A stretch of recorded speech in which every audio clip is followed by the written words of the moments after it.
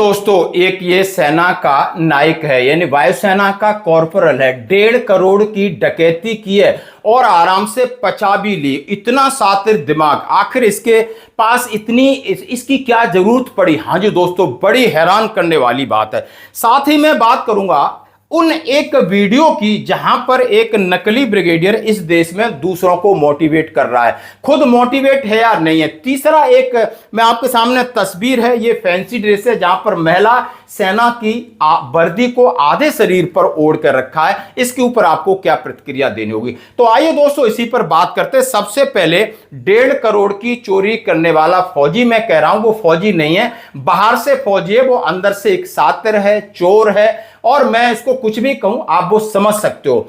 हाँ जी दोस्तों, इसने क्या किया, जैसा कि जामनगर गुजरात में एक एयरफोर्स स्टेशन है, वहां पर ये तैनात है।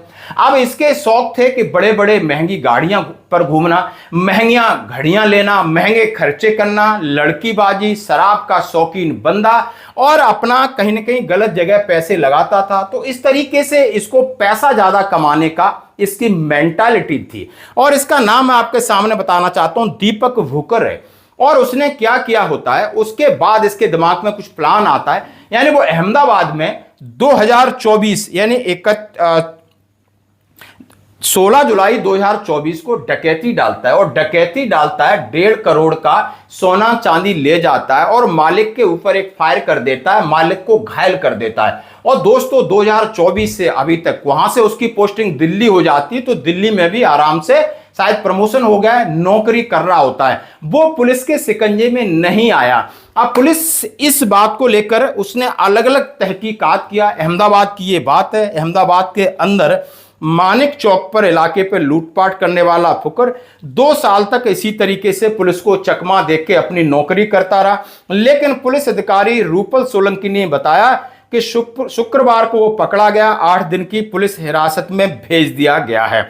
अब वो पकड़ा कैसे गया? वो पकड़ा दिल्ली से गया था, जैसे आप तस्वीर देख सकते हो। अब दिल्ली से कनेक्शन कैसे लगता है कि यानी जामनगर में एक एयरफोर्स के रिटायर्ड अधिकारी के घर से सर्विस रिवॉल्वर चोरी होती है, और उस चोरी को और अहमदाबाद की चोरी के वीडियो फुटेज और रिपोर्टिंग, हाव हाव बॉडी देख करके कुछ लगाया गया कि ये दोनों आपस में मिले हुए। यानी यहां से जो पिस्टल खरीदी, जब एक खोखा मिलता है या उसके राउंड मिलता है या वहां पर दिखते हैं, तो संदेह की सुई यानी जामनगर पहुंचती है। और जामनगर पर जब तफ्तीश की जाती है, रिवर्स कैलकुलेशन की जाती, तो लगभग ऐसा पता चला कि ये किसी एयरफोर्स स्टेशन के अंदर का ही कोई न कोई एक एयरफोर्स का जवान या कोई भी कर्मचारी हो सकता है। और वहीं से फिर इसकी पड़ताल करते हुए बैरक में, दिल्ली के अंदर ये बैरक में था, वहां से अरेस्ट किया गया। इसके पास वो सर्विस रिवॉल्वर अरेस्ट की गई जो इसने चोरी की थी।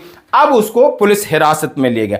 कहा गया है कि ये हथियार के मामले में एक्सपर्ट था और इसको काफी टेक्निकल इसका ट्रेड था, और इसको कई चीजों का काफी अनुभव था।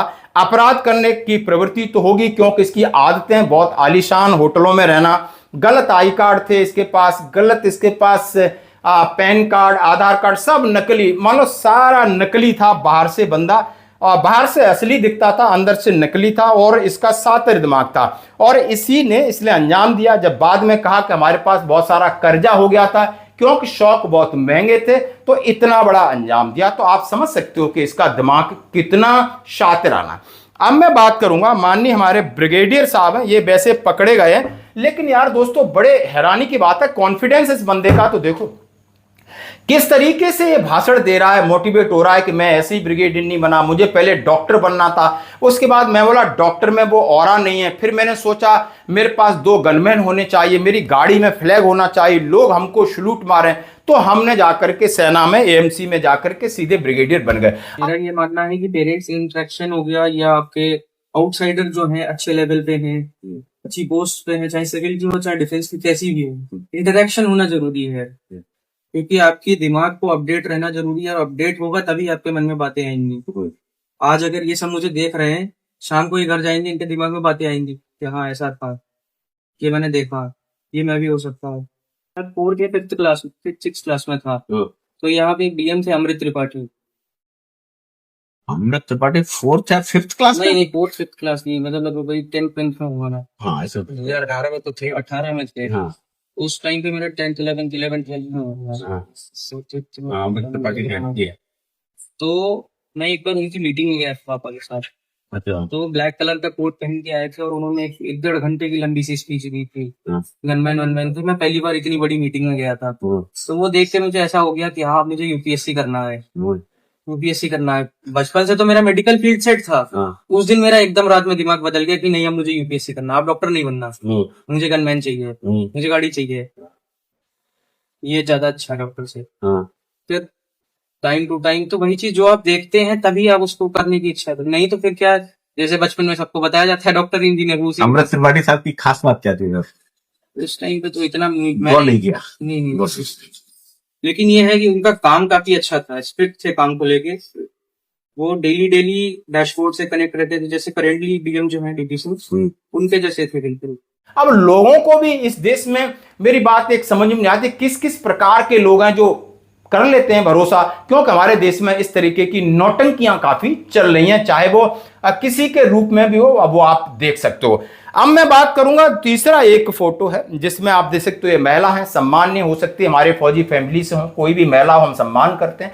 लेकिन उन्होंने जिस तरीके से ये फैंसी ड्रेस में आधी वर्दी पहन करके एक जो प्रदर्शन किया है, मैं उसको डिग्निटी के खिलाफ ले जाना चाहता हूं कि आपको कतई ऐसा नहीं करना चाहिए था। आपको सम्मान है तो आप सम्मान इस वर्दी को टांग के 10 बार सलूट मारो, कोई दिक्कत नहीं, बट आपने इस तरह फैंसी ड्रेस डालकर इसके ऊपर लोगों की काफी आपत्ति है। हम आपसे विनम्र निवेदन करते हैं कि कृपया ऐसा न करें। धन्यवाद।